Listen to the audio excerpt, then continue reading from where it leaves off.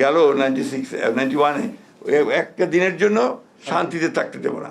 আজকে এই একই ভাষায় কথা বলতে শুরু করেছেন আপনার আমাদের বিরোধী দলের নেতারা। একটা ধারণা আছে যে জুলাই বলা হচ্ছে একটা মহল থেকে যে বিএনপি জুলাই সনদ পালন করছে না। এটাকে পুরোপুরিভাবে একটা ভ্রান্ত ধারণা দেওয়ার চেষ্টা হচ্ছে। এটা আমি তীব্র প্রতিবাদ জানাই, কারণ বিএনপি হচ্ছে সেই দল যারা সংস্কারের মধ্য দিয়ে কিন্তু এগিয়ে গেছে। আপনি চিন্তা করেন, এক দলের শাসন ব্যবস্থা থেকে বহুদলীয় গণতন্ত্রে নিয়ে এসছে কিন্তু দলের প্রতিষ্ঠাতা শহীদ president Zia Rahman. Parliamentary form গভর্নমেন্টে নিয়ে এসছে দেশনেত্রী Begum Khaleda Zia presidential form of government থেকে।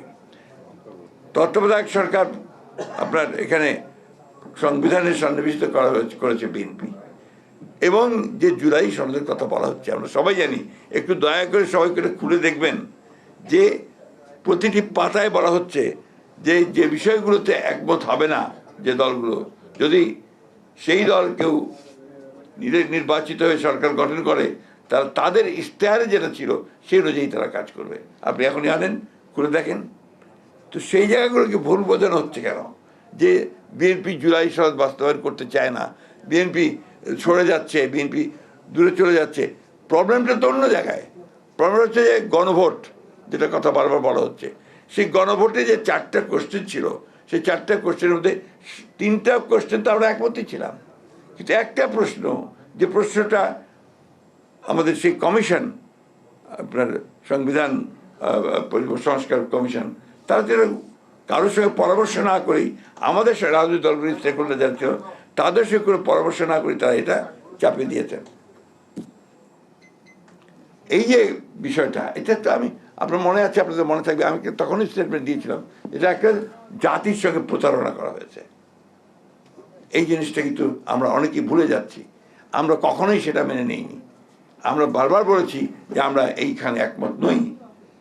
ওইভাবেই তো ইলেকশনটা হয়েছে, সেইভাবেই তো ম্যানিফেস্টো দিয়েছি আমরা, সেইভাবেই তো জনগণ আমাদেরকে ভোট দিয়েছে, দিয়ে আমরা সরকারে এসেছি।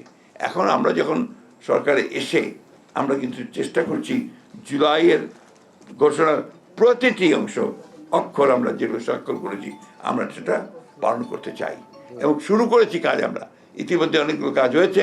ইতিমধ্যে পার্লামেন্টে একটা কমিটি গঠন করা হয়েছে, আপনার জুলাই আপনার সংবিধান অ্যামেন্ডমেন্ট, অ্যামেন্ডমেন্ট কমিটি, অর্থাৎ সংশোধনী কমিটি করা হয়েছে। এখানে এখন আপনার শুরু হয়েছে শব্দ নিয়ে বিভেদ, ওটা সংস্কার হবে নাকি আপনার সংশোধন হবে।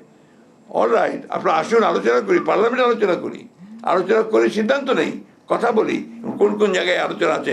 তখন যদি একমত না হয়ে বেরিয়ে যাবেন, আলোচনা করেন। কিন্তু এখন যে ভাষায় আমাদের সম্মানিত বিরোধী দলের নেতারা কথা বলছেন বাইরে, 5 বছর করতে দেব না, এটা ভাষায় কথা বলতেন আপনার আমাদের হাসিনা। বিরোধী দল যখন আপনার গেল 91-এ একটা দিনের জন্য শান্তিতে থাকতে দেবো না। আজকে এই একই ভাষায় কথা বলতে শুরু করেছেন আপনার আমাদের বিরোধী দলের নেতারা। আমরা তাদের প্রতি ভীষণ শ্রদ্ধাশীল এবং আমরা মনে করি যে গণতন্ত্রকে প্রাতিষ্ঠানিক রূপ দিতে হলে, কার্যকর করতে হলে বিরোধী দলকে সবচেয়ে বড় ভূমিকা পালন করতে হবে।